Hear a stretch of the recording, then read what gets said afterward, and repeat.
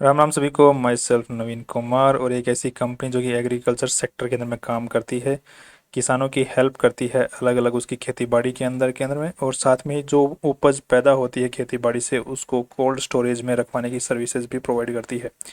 Company services भी provide करती है, साथ साथ में कंपनी की अगर बात करते हैं तो कंपनी कुछ प्रोडक्ट्स भी प्रोवाइड करती है जो कि खेती को आगे अच्छा जो हेल्प करते हैं अच्छी पैदावार के अंदर में, वो प्रोडक्ट्स भी कंपनी प्रोवाइड करती है। सो आज इसी कंपनी की हम लोग चर्चा करने वाले हैं। कंपनी का नाम है स्प्राइट एग्रो लिमिटेड। ये 1994 में कंपनी खुल गई थी। उसके बाद में तो इसकी कुछ ज़्यादा खास इसकी सेल हुई नहीं है, जैसे कि हम लोग यहाँ पे देख पा रहे हैं। अभी फ़िलहाल वापस 2022 से इसकी सेल वापस से स्टार्ट हुई है।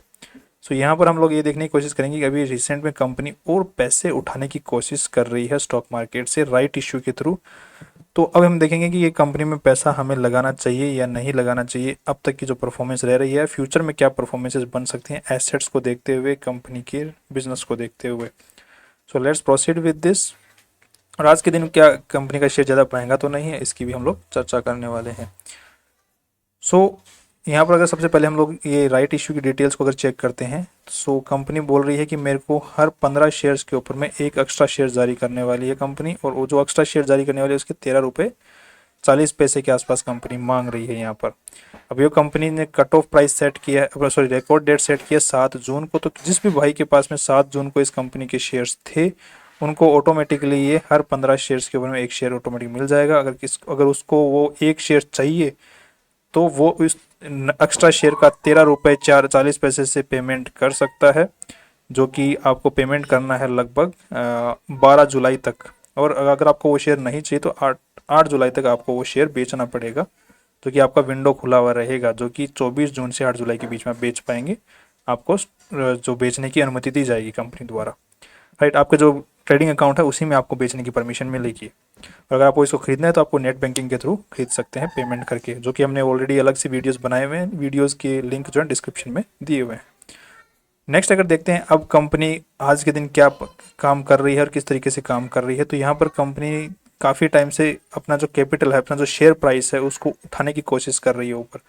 अगर हम लोग यहाँ पे देखते हैं तो कंपनी का जो स्टॉक प्राइस है पिछले 5 साल का अगर डेटा उठा के देखते हैं, तो कंपनी का स्टॉक प्राइस पहले तो कुछ ज़्यादा कुछ खास नहीं चल रहा था, बट अभी रिसेंट में ही 2 मार्च 2023 के बाद में अचानक से कंपनी का जो स्टॉक प्राइस है उसने ऊपर जाना स्टार्ट कर दिया। यहाँ पर ऐसा क्या हो गया कंपनी के अंदर में, तो यहाँ पर हम लोग देखते हैं तो कंपनी की सेल कुछ स्टार्ट हो गई है। मार्च 2023 के बाद में 22 में कंपनी की सेल हुई थी, 21-22 के बीच में थोड़ी बहुत, फिर 22-23 के बीच में सेल हुई, और बाद में अचानक से 23-24 के बीच में कंपनी की जो सेल है वो बहुत ज़्यादा अच्छी खासी बढ़ गई है। तो काफ़ी अंदरूनी लोगों को खबर होगी, इसलिए उन्होंने शेयर का जो शेयर बाय है उसको बाय करना चालू कर दिया, शेयर को बाय करना चालू कर दिया यहाँ पर। अब यहाँ पे जो भी ये सेल हो रही है, अगर हम इसको ध्यान से देखते हैं तो यहाँ पर ये सेल हो तो रही है, बट इसका पैसा कंपनी रिकवर नहीं कर पा रही है। अगर हम लोग यहाँ पे बैलेंस शीट को चेक करेंगे तो जितना कंपनी सेल कर पा रही है, जैसे यहाँ पे 72 करोड़ का कंपनी ने माल बेचा है, राइट, और 60 करोड़ का कंपनी का खर्चा हो गया, 13 करोड़ रुपए कंपनी के बचे हैं। और उसके बाद में कंपनी ने 8% टैक्स दिया है, और 12 करोड़ की कंपनी ने नेट प्रॉफिट कमाए हैं।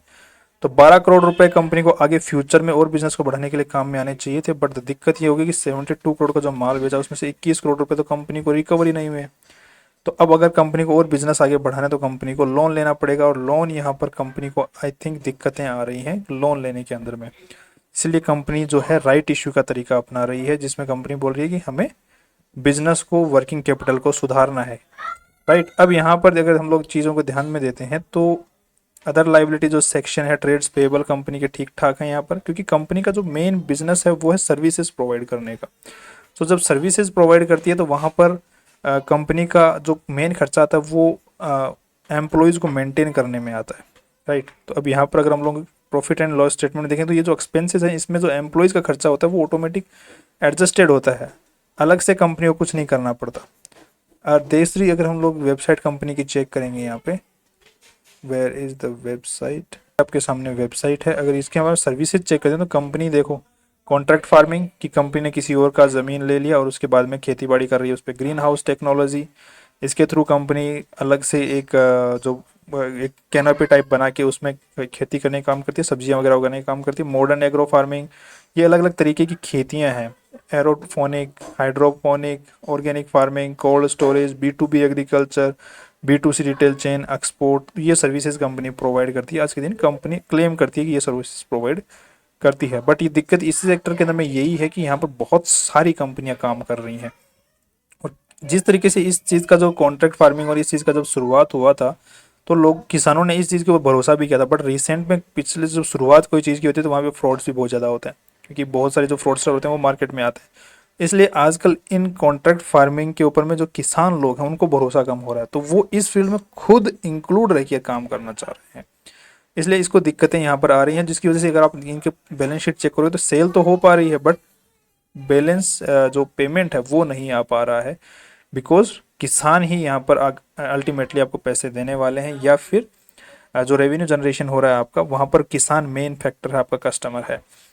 या फिर अगर आप माल सेल करते हो तो फिर वहाँ पर आपका कस्टमर जो खेती, जैसे आपने सब्जियाँ खरीद ली किसानों से और बाद में आपने बाहर दूसरी दुकानों पे बेची, तो वहाँ पर तो आपका पेमेंट फिर भी आ जाएगा अगर आपने कई कॉर्पोरेट क्लाइंट नहीं है तो जो सेक्टर जिसमें कंपनी काम कर रही है वो बहुत ही ज़्यादा रिस्क है, उसमें प्रॉफिट कमा पाना बहुत मुश्किल काम है, राइट। अब यहाँ पर नेक्स्ट अगर चेक करते हैं आज के दिन ये स्टॉक प्राइस इतना ऊपर की तरफ में क्यों भाग रहा है।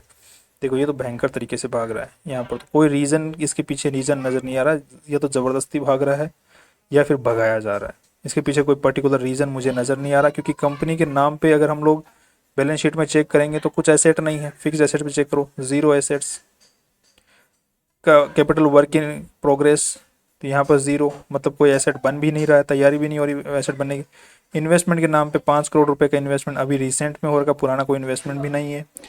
सो एसेट के फॉर्म में अगर कंपनी के पास में देखा तो पूरी बैलेंस शीट की साइज ही 69 करोड़ की है, और कंपनी का जो पूरा साइज दे रखा है वो है 2300 करोड़ रुपए का। तो कंपनी के स्टॉक प्राइस को इतना पंप कर दिया गया, इतना पंप कर दिया गया कि कंपनी का स्टॉक प्राइस बहुत ज़्यादा ऊपर पहुंच चुका है। अब इतने पंपिंग के बीच के अंदर में अगर कंपनी के बीच में राइट इशू लाया जाए तो कस्टमर जो नए लोग होते हैं उनको लगता है कि इतने सस्ते में शेयर मिल रहा है और इतना ऊपर भाव चल रहा है तो हमें अप्लाई करना चाहिए। तो मैं बोलता हूँ कि जिस तरीके से स्टॉक मार्केट ऊपर सर्किट बेसिस पे ऊपर जा रहा है उसी तरीके से सर्किट बेसिस पर ही नीचे आएगा। तो जब ऐसा होगा तो फिर आपको ना बेचने का मौका मिलेगा ना कुछ और मिलेगा, राइट।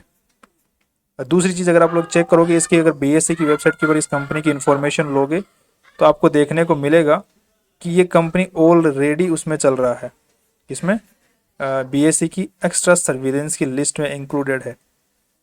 अगर आप लोग ESM यहाँ पे चेक करोगे तो ESM स्टेज 2 में ऑलरेडी इंक्लूड किया दिया गया है, इसके ऊपर सर्विलेंस भी बहुत भयंकर चल रहा है। सो ये हो सकता है कल को आने वाले टाइम के अंदर में इसके अंदर में अगर ये चीज़ें दिक्कतें और बढ़ती गई तो इसके अंदर में जो है ट्रेडिंग के अंदर में होल्ड भी कर दिया जाए, होल्ड डाल दिया जाए, ट्रेडिंग होना ही मुश्किल कर दिया जाए। सो ये सारे के सारे रीजंस हैं। अब कंपनी के अंदर में हमें राइट इशू के थ्रू पैसे लगाने चाहिए नहीं लगाने चाहिए, तो इस प्राइस के ऊपर में तो मेरे हिसाब से तो नहीं लगा, इससे बच के रहना चाहिए फिलहाल के लिए, मेरी पर्सनल राय है। आप अपने हिसाब से एनालिसिस कर सकते हैं, ये मैंने अपनी एनालिसिस की जिसके बेसिस पे ये रिजल्ट सामने आया है। आप अपनी एनालिसिस करें, उसके हिसाब से आप रिजल्ट अपना अपना तय करें। I do not recommend anything कि आपको क्या करना है। That's all over view is, and finally कल फिर मिलते हैं नए इंपॉर्टेंट वीडियो के साथ में। सी यू टुमारो।